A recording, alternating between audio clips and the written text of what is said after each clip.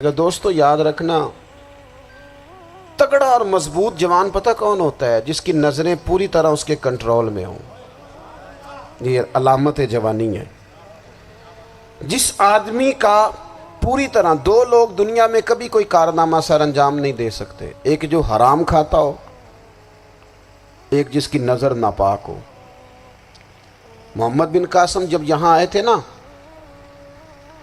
تو ایک دن بڑے پریشان تھے، تو ایک بزرگ کہنے لگے آپ کیوں پریشان ہیں؟ کہنے لگے راجہ دہر سے مقابلہ ہے اور ہماری فوج تو سندھ کے رستے بھی نہیں جانتی، زبان بھی نہیں جانتی، لڑیں گے کیسے؟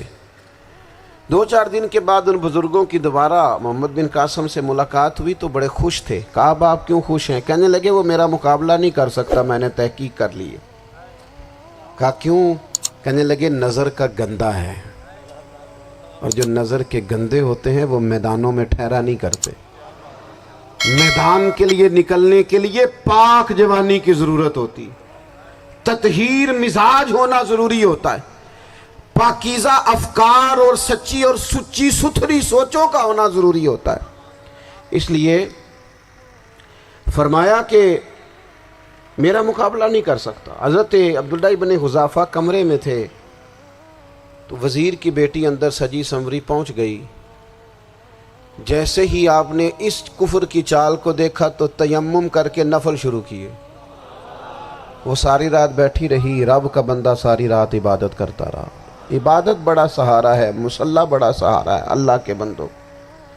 صبح دروازہ کھولا، وزیر نے اپنی بچی سے پوچھنا چاہتا تھا رزلٹ کیا نکلا، تو وہ کہنے لگی پیچھے ہٹ جا، اب تیرا میرا تعلق کوئی نہیں، میں نے نبی پاک کا کلمہ پڑھ لیا۔ اس نے کہا میں نے بھی زمانہ دیکھا ہے، پر یہ کیا لوگ ہیں، کستوری کے بنے ہوئے، سندل سے دھلے ہوئے، کہ میں ساری رات کمرے میں رہی اور 100 اور 1000 آدمی جس جوان کا مقابلہ نہ کر سکے، اتنا طاقتور جوان کمرے میں رہا اور اسے نظر اٹھا کے نہ دیکھا۔ او کچا رنگ للاری والا جڑا چڑھدا تے لیندا رہندا ہے، اے عشق تیرے دا رنگ محمد چڑھیا پھر نہیں لیندا۔ میں کہا ایک دفعہ نظر اٹھا کے نہیں دیکھا، کمال ہو گئی۔ اتنے بڑے لوگ، اتنی بڑی سعادت مندی، فیروز بختی، معاملہ فہمی حد ہو گئی۔ اللہ اکبر۔ دوستو بادشاہ جب پوری طرح ہار گیا نا، اس نے کہا مار دو۔ تیل گرم کیا ایک کڑاہی میں، اور جب آپ کو اس میں ڈالنے لگے تو آپ کی آنکھوں میں آنسو آ گئے۔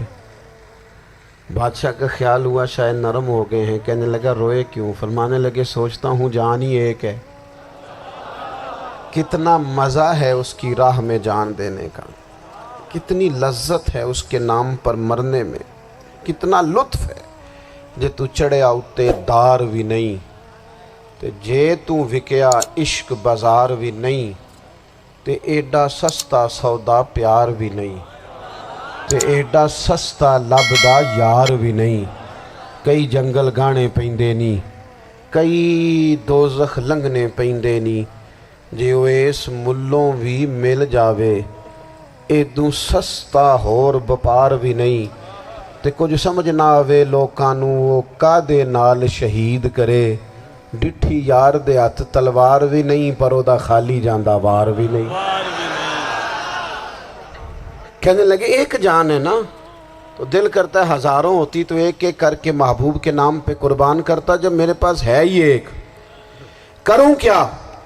حضرت عبداللہ ابن حذافہ رضی اللہ تعالیٰ عنہ جب روئے اور بادشاہ نے یہ بات سنی، تو بادشاہ اٹھ کے کھڑا ہو گیا، سارے وزیروں مشیروں کو کہنے لگا تم نے کہا تھا نا بندہ ضائع کرنے والا نہیں، یہ بھی ضائع کرنے والا نہیں۔ کہنے لگا میرا ماتھا چومو، تم جیسے لوگوں کو قتل نہیں کرنا چاہیے، آزاد کرنا چاہیے۔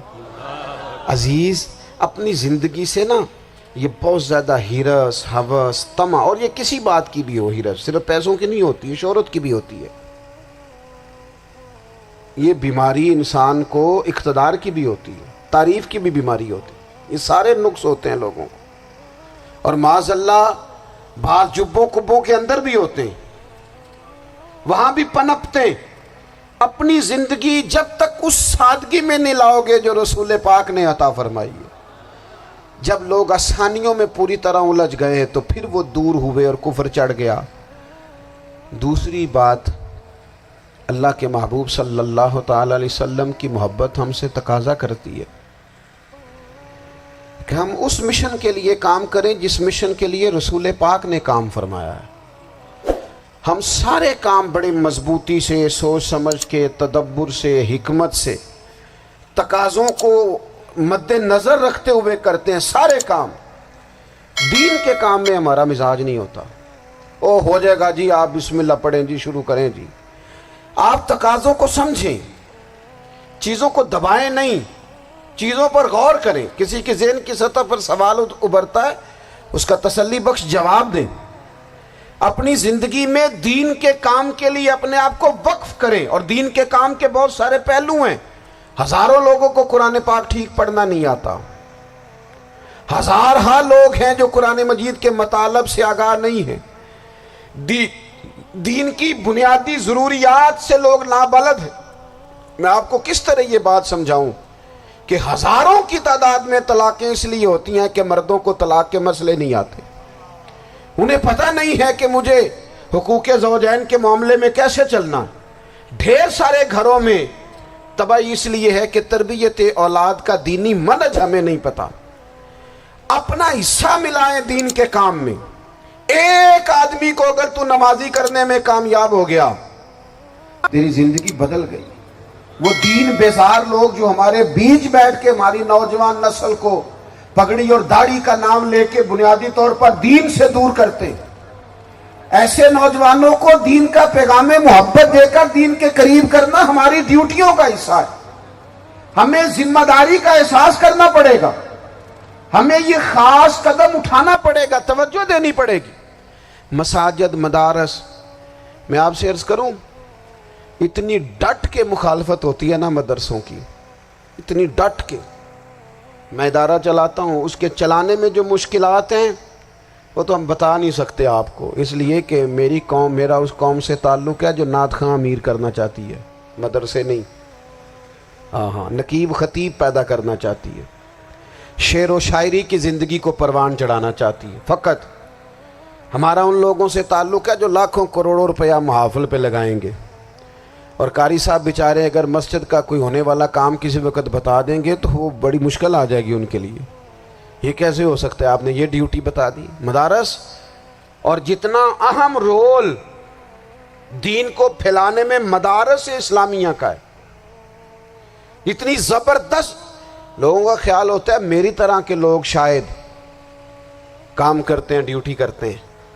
یہ 10-15 لوگ آپ کو نظر آتے ہیں جو آپ کو کہیں میڈیا پر یا ادھر ادھر ڈیوٹی کرتے، مخلص لوگ اپنی جگہ پہ، وہ بھی بڑا ہی کام کر رہے ہیں، جو میڈیا پہ آ کے بھی اخلاص سے اور درد دل سے کو دین کی، ان کی بھی کسی بات کی حوصلہ شکنی نہیں۔